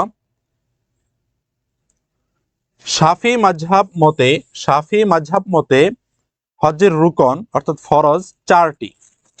হুবহু এই তিনটার পাশাপাশি শুধু একটা অ্যাড করেছে, আস-সাইয়ু বাইনা সাফা ওয়াল মারওয়া, অর্থাৎ সাফা মারওয়া সাই করা। সাফা মারওয়া দুই পাহাড়ের মাঝখানে যে দৌড়ানোটা, এটাকে সাই বলে। এই সাই করাটা শাফি মাযহাবের মতে ফরজ। অর্থাৎ হানাফি মাযহাব অনুযায়ী আমাদের হজ্জে ফরজ তিনটি: ইহরাম, উকুফে আরাফা এবং তাওয়াফে জিয়ারা। শাফি মাযহাব অনুযায়ী তিনটি সাথে একটি অতিরিক্ত, ইহরাম, উকুফে আরাফা, তাওয়াফে ইফাদা। এখানে জিয়ারা ইফাদা একই কথা। সাই, আস-সাইয়ু বাইনা সাফা ওয়াল মারওয়া, সাফা মারওয়া সাই করা। আশা করি বুঝতে পেরেছো। যদি কারো বুঝতে সমস্যা হয়ে থাকে কমেন্ট করে জানাও। আর যদি এতটুকু বুঝে থাকো তাহলেও কমেন্ট করে জানাও যে বুঝেছি। আমরা সামনে এগোবো ইনশাআল্লাহ।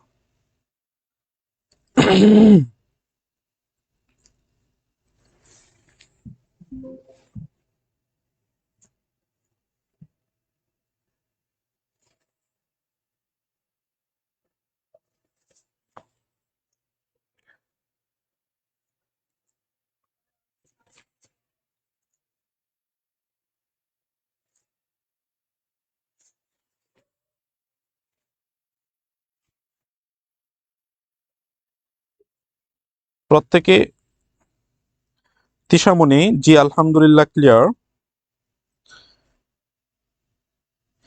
তানজিমু ইউসুফ, এর আগের 2 নাম্বার প্রশ্নটা পড়ালে ভালো হয়, সেটা 2018 সালের, আর আপনি যেটা পড়াচ্ছেন সেটা 2017 সালের। এটার চাইতে 2 নাম্বারটা কেমন বেশি। হ্যাঁ জি, ইনশাল্লাহ আমরা ওই প্রশ্নটাও পড়বো।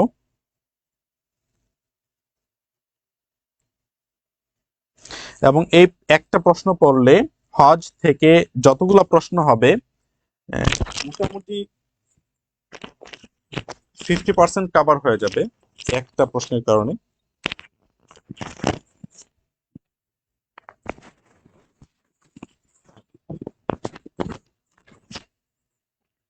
এই প্রশ্নটা খুবই কমন, খুব সম্ভাবনা যে প্রশ্নটা আসতে পারে।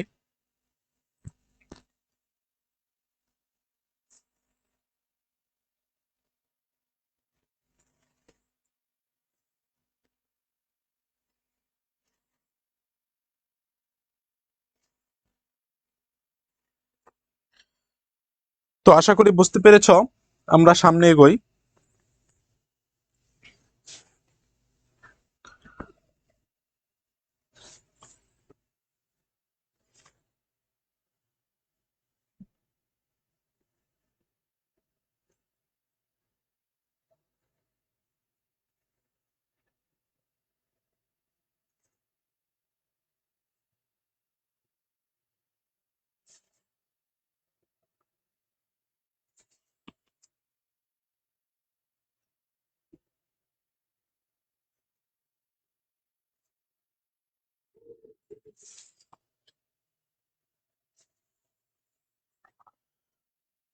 লক্ষ্য করো,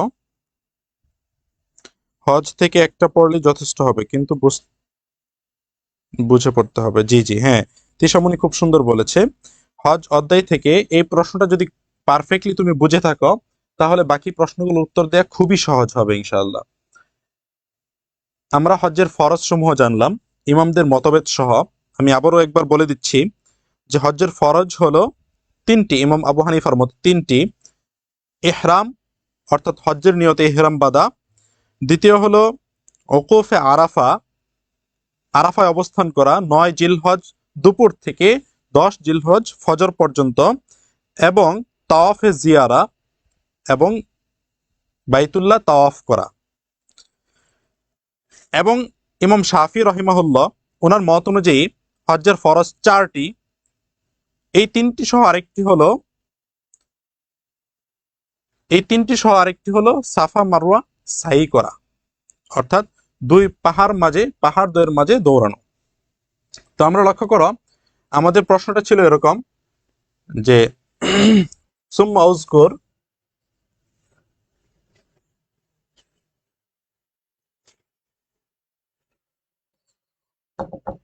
সুম্মা উযকুর ফারাইজুল হজ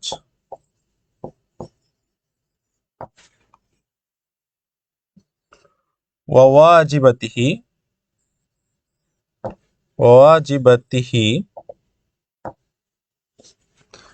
এবং ওয়াজিব সমূহ উল্লেখ করো। ফরজ এবং ওয়াজিব সমূহ উল্লেখ করো। তো আমরা ফরজ সমূহ এখানে লিখলাম, পরবর্তীতে আমরা ওয়াজিব সমূহ লিখব। তো লক্ষ্য করো ওয়াজিবাতুল হজ, হজ্জের ওয়াজিব সমূহ। হানাফি ফিক অনুযায়ী হজ্জের ওয়াজিব মোট 7টি। হানাফি ফিক অনুযায়ী হজ্জের ওয়াজিব মোট হলো 7টি। 1 নম্বর লক্ষ্য করো আস-সাইয়ু বাইনাস সাফা ওয়াল মারওয়া। একটু লক্ষ্য করো আমরা হজ্জের ফরজ যখন পড়েছি ইমাম শাফির মতে, শাফি মাযহাবে অনুযায়ী তাদের সাফা মারওয়া সাই করা হলো ফরজ। আর হানাফি মাযহাব অনুযায়ী হজ্জের ওয়াজিব সমূহের মধ্যে প্রথম হলো সাফা মারওয়া সাই করা, অর্থাৎ সাফা এবং মারওয়া পাহাড় দুটির মধ্যে 7 বার সাই করা, অর্থাৎ দৌড়ানো। দ্বিতীয় রম্মিউল জিমার, অর্থাৎ শয়তানকে পাথর নিক্ষেপ করা, অর্থাৎ তিনটি পাথর ওই শয়তানের ওইখানে নিক্ষেপ করা। আল হালাক, হালাক মানে মাথা মুন্ডানো, তাকসির মানে ছাঁটানো, অর্থাৎ চুল মাথা মুন্ডানো অথবা চুল ছাঁটানো। চতুর্থ আত-তাওয়াফুল ওয়াদা, অর্থাৎ বিদায়ী, যখন মক্কা ত্যাগ করব আমরা সর্বশেষ, তখন যে তাওয়াফ করা, ওই তাওয়াফ করাটাও ওয়াজিব হানাফি মাযহাব অনুযায়ী। ওকুফে বিমুজদালিফা, এবং মুজদালিফায় অবস্থান করা। আমরা হজ্জের ফরজ সমূহে পড়েছিলাম আরাফায় অবস্থান করা ফরজ, আর এখানে পড়ব মুজদালিফায় অবস্থান করা ওয়াজিব। আল মাবিতু বিমিনা, মিনায় রাত যাপন করা। 7 নাম্বার আল ইহরাম মিনাল মিকাত, নির্ধারিত মিকাত স্থান থেকেই ইহরাম বাঁধা। প্রত্যেকে কমেন্ট করে জানাও যে বুঝতে পেরেছো কিনা, তাহলে ইনশাআল্লাহ আমরা সামনে এগোবো। আশা করি বুঝতে পেরেছো। সকলে নোট করার চেষ্টা করো, একটু নোট করে নিলে তোমাদের পরবর্তীতে সেটা খুব বেনিফিটেড হবে। কমেন্ট করে জানাও বুঝতে পেরেছো কিনা।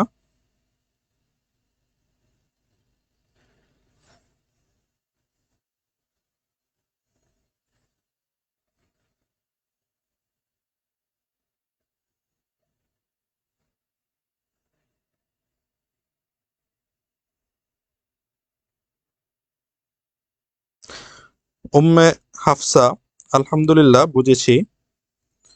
বাকিরা কমেন্ট করে জানাও তোমরা বুঝতে পেরেছো কিনা।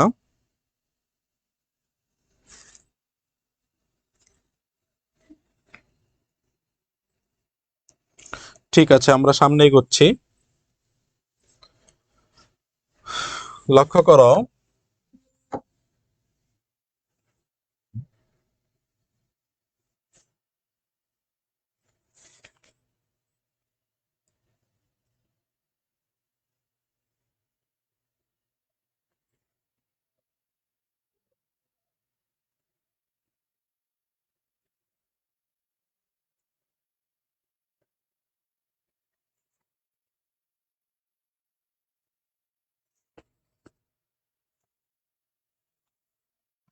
লক্ষ্য করো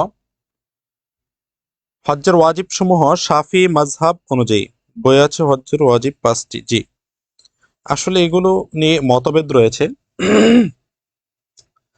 লক্ষ্য করো, হজ্জের ওয়াজিব সমূহ শাফি মাযহাব অনুযায়ী 5টি হবে। দেখো, শাফিদের কাছ থেকে ওয়াজিব শব্দটি হানাফিদের মতো স্বতন্ত্র নয়। আমরা জানতে পারলাম শাফি মাযহাবে মূলত ওয়াজিব আমরা যেটাকে বলি, তারা এটাকে স্বতন্ত্রভাবে ওয়াজিব বলে না। তারা কি করে, তারা হজকে ভাগ করে রুকন অর্থাৎ ফরজ, ওয়াজিবকে বলে সুন্নাহ অর্থাৎ সুন্নতে মুআক্কাদা। আল ওয়াজিবাতু আও সুন্নতে মুআক্কাদা। তাদের নিকট হজ্জের ওয়াজিব আবশ্যকীয় আমল হলো, এক, আল ইহরাম মিনাল মিকাত, মিকাত থেকে ইহরাম পরিধান করা, ইহরাম বাঁধা। অর্থাৎ মিকাত মোট 7টি, আমরা পরবর্তী প্রশ্নে পড়বো ইনশাল্লাহ। মিকাত হলো 7টি। আমাদের বাংলাদেশের যে মিকাত ইয়া আলামলাম, সেখান থেকে মূলত মিকাত থেকেই কি করা, ইহরাম বাঁধা। এজন্য হচ্ছে কি, যে অনেকেই ওখানে গিয়ে সৌদি পৌঁছে তারপর ইহরাম বাঁধে। আসলে এটা সঠিক নয়। সঠিক হলো বিমানে থাকতেই যখন আমরা আমাদের ইয়া আলামলাম মিকাত যে সীমারেখা আছে সেটা অতিক্রম করব, এর পূর্বে আমরা ইহরাম বেঁধে ফেলবো। আল মাবিতু বি মুজদালিফা, মুজদালিফায় রাত্রি যাপন করা।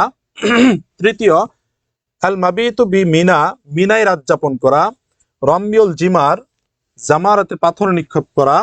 তাওয়াফুল ওয়াদা, তাওয়াফুল ওয়াদা বিদায়ী তাওয়াফ করা।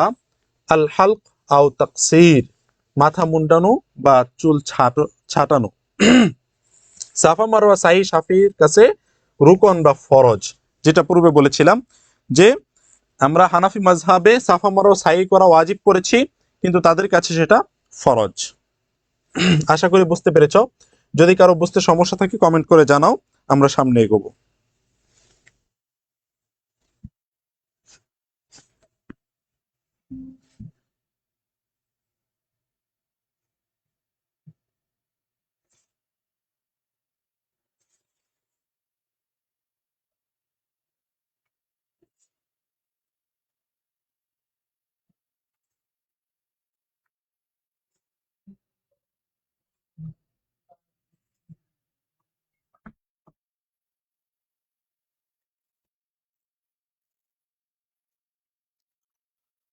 লক্ষ্য করো, আমাদের পরবর্তী প্রশ্নের স্টেপ ছিল আকসামুল হজ, হজ্জের প্রকার সমূহ।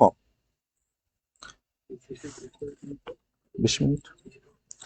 আকসামুল হজ, হজ্জের প্রকার সমূহ।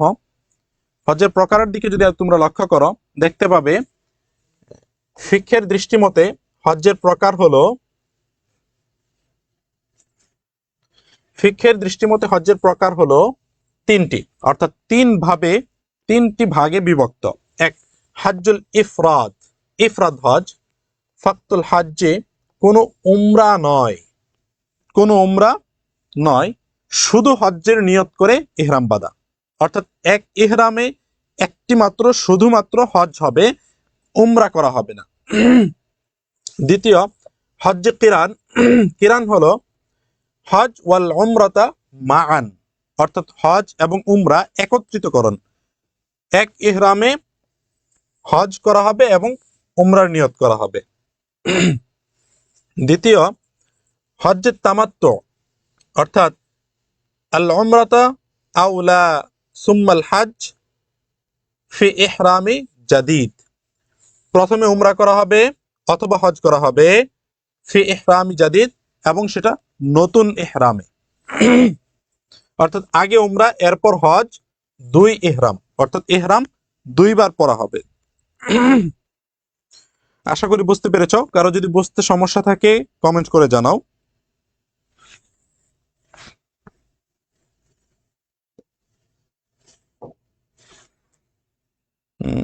আশা করি সমস্যা নেই, কেউ কমেন্ট করছো না, আমরা সামনে এগিয়ে যাই।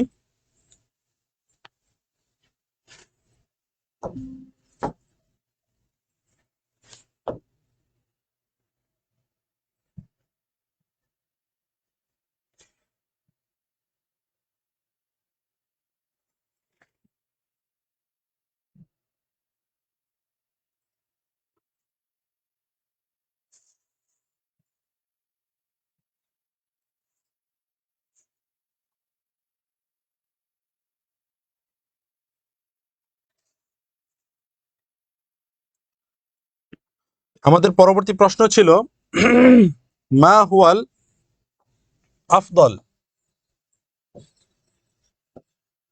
মা হুয়াল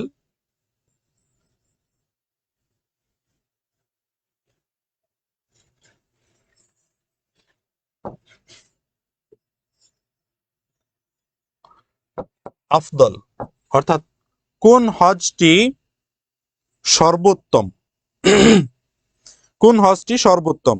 জি, নামাজের বিরতিতে, জি আমরা ইনশাআল্লাহ খুব শীঘ্রই শেষ করে দিব, আর মাত্র 10 থেকে 15 মিনিট।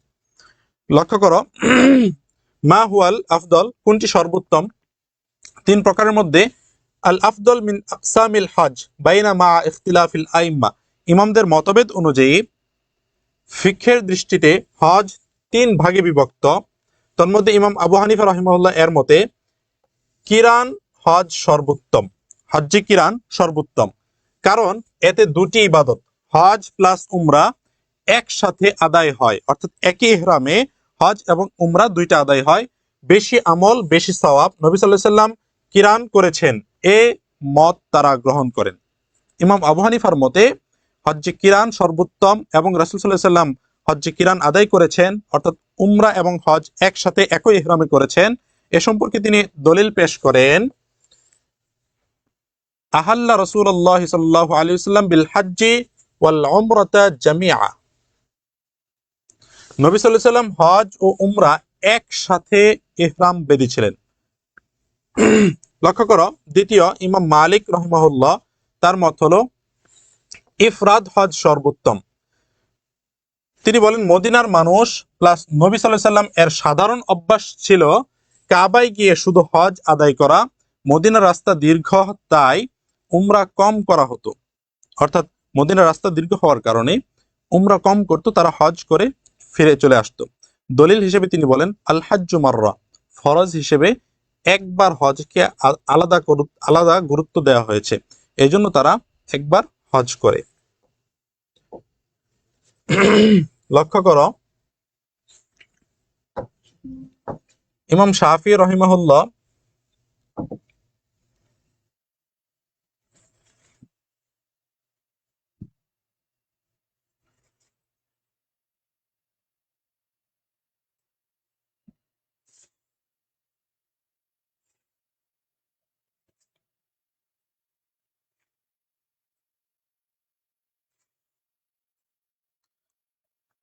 ইমাম শাফি রহিমাহুল্লাহ এর মত অনুযায়ী হজ্জে তামাত্তু সর্বোত্তম, কারণ কোরআন তামাত্তুকে স্পষ্টভাবে উৎসাহ দিয়েছে। আল্লাহ তাআলা বলেন ফামান তামাত্তা বিল উমরাতি ইলাল হাজ্জি ফামাস্তাইসারা মিনাল হাদি, বাকারা 196। নবী সাল্লাল্লাহু আলাইহি সাল্লাম সাহাবাদেরকে তামাত্তু করতে বলেছিলেন, অর্থাৎ রাসূল সাল্লাল্লাহু আলাইহি সাল্লাম বলেন লাউলা আন্নী সাকতুল হাদিয়া লি আহাল্লাল, যদি আমি হাদিয়া অর্থাৎ কুরবানির পশু না আনতাম তবে আমিও ইহরাম খুলে তামাত্তু আদায় করতাম। লক্ষ্য করো, ইমাম আহমদ ইবনে হাম্বল রহমতুল্লাহ আলাই, ওনার মত শাফি মতের পাশাপাশি উনি একই মত দেন তামাত্তু হজ সর্বোত্তম, কারণ নবী সাল্লাল্লাহু আলাইহি সাল্লাম এর সরাসরি নির্দেশ, নবী সাল্লাল্লাহু আলাইহি সাল্লাম সাহাবাদেরকে তামাত্তু করতে বলেছিলেন। রাসূল বলেন যদি আমি হাদিয়া অর্থাৎ কুরবানির পশু না আনতাম তাহলে তামাত্তু আদায় করতাম। আশা করি বুঝতে পেরেছ। তো আমাদের পরবর্তী সর্বশেষ কোটেশন, যেটা সর্বশেষ পয়েন্ট বা স্টেপ, তোমরা যেটাই বলো, আমি বলেছিলাম যে তোমরা অবশ্যই উপস্থাপনা এবং প্রশ্নটা সুন্দর করার জন্য শুরুতে একটা উপস্থাপনা এবং শেষে একটা উপসংহার বা মূল কথা, সার কথা হিসেবে একটা পয়েন্ট যোগ করবে, যেন আমাদের পরীক্ষকগণ পরিপূর্ণ নাম্বার আমাকে প্রদান করেন।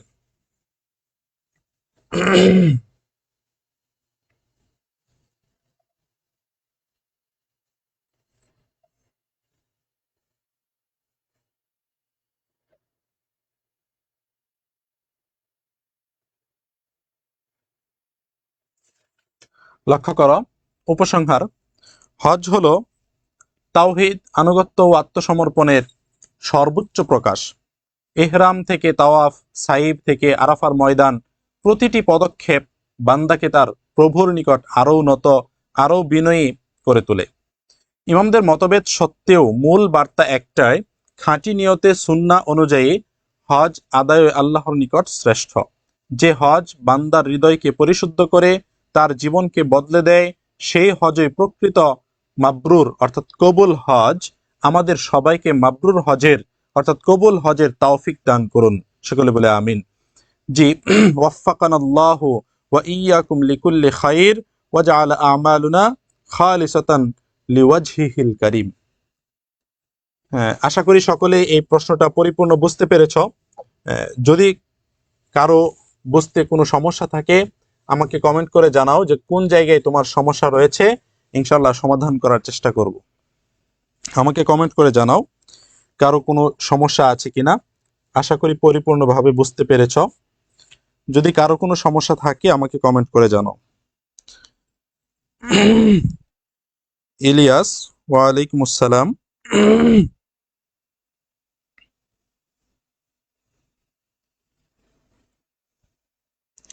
জি, আমাদের আজকের মতো ক্লাস এখানেই সমাপ্ত হবে। একটু কমেন্ট করে জানাও যদি কারো সমস্যা থাকে, আমরা সেটা সলভ করে ইনশাল্লাহ ক্লাস এখানে শেষ করব। আমাকে কমেন্ট করে জানাও যে কারো কোনো সমস্যা আছে কিনা। আর যদি পরিপূর্ণ বুঝে থাকো তাহলে আমাকে কমেন্ট করে জানাও যে বুঝেছি। আমরা ক্লাস এখানে সমাপ্ত করব ইনশাআল্লাহ। নামাজের সময় হয়েছে। তোমরা যদি এই প্রশ্নটা পুরোপুরি বুঝে থাকো এবং নোট করে থাকো তাহলে অবশ্যই এই প্রশ্নটির দিকে একটু মনোযোগী হবে এবং এই প্রশ্নটা তোমাদের অবশ্যই অবশ্যই যদি ভালো করে পড়ে থাকো, হজ অধ্যায় থেকে যে কোনো প্রশ্ন আসুক না কেন পরীক্ষায়, সেই প্রশ্নের উত্তর তুমি খুব ভালোভাবে লিখতে পারবে এবং পরিপূর্ণ নাম্বার পাবে ইনশাআল্লাহ। একটু কমেন্ট করে জানাও তোমরা বুঝতে পেরেছো কিনা। আবার কবে হবে ক্লাস ইনশাল্লাহ তোমরা জানতে পারবে। আমরা স্ট্যাটাস দিব ফেসবুকে, পেজে সাথে যুক্ত থাকো, আমরা এখানে জানিয়ে দিব তোমাদেরকে। জি বুঝেছি উম্মে হাফসা। আরেকটু তোমরা কমেন্ট করে জানাও যে সকলে বুঝতে পেরেছো কিনা। কারো কোনো প্রশ্ন থাকলে বা কোনো সমস্যা থাকলে আমাকে জানাও। এরপর থেকে লেখাগুলো মোটামুটি বড় রাখলে ভালো হবে, বেশি বড় ও না আবার বেশি ছোট না। জি ইনশাআল্লাহ মিডিয়াম থাকবে। আজকের স্লাইডটা একটু হয়েছে, আমরা পিডিএফ থেকে ক্লাস নেব ইনশাআল্লাহ। একটু কমেন্ট করে জানাও যে কোনো সমস্যা আছে কিনা।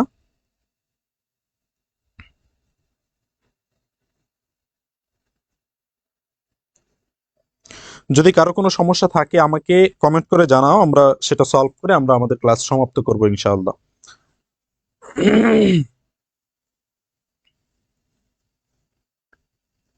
তোমরা কেউ কমেন্ট করছো না, আশা করি কারো কোনো সমস্যা নেই ইনশাআল্লাহ। আল্লাহ তাআলা সবাইকে সুস্থ রাখুন, ভালো রাখুন এবং এই প্রশ্নের পরিপূর্ণ তোমরা আনসারটা করবে ইনশাআল্লাহ। ভাইয়া ফ্রি ক্লাসের কি রুটিন আছে? জি অবশ্যই তোমাদেরকে রুটিন জানানো হবে।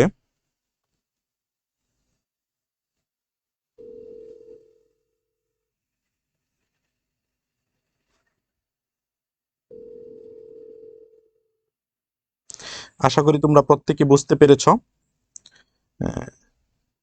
আমরা আজকে আমাদের ক্লাস এখানেই সমাপ্ত করতে যাচ্ছি। সকলকেই আমার পক্ষ থেকে শুভেচ্ছা ও সাধুবাদ জানাই যে তোমরা অবশ্যই ভালো করবে ইনশাল্লাহ, ভালো ফলাফল বয়ে আনবে এবং খুব মনোযোগ দিয়ে বাসায় পড়াশোনা করবে এবং তোমাদের উজ্জ্বল ভবিষ্যতের জন্য আল্লাহ তাআলার কাছে ফরিয়াদ করে আমি আমার ক্লাস এখানে সমাপ্ত করলাম। আসসালামু আলাইকুম ওয়া রাহমাতুল্লাহ।